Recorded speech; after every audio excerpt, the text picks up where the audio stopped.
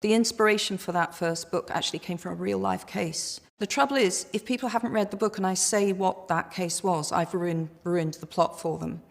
But so I have to be a little bit cryptic there. But the cuckoo had several different meanings. It's a herald of spring, and the murder victim was someone who died very young.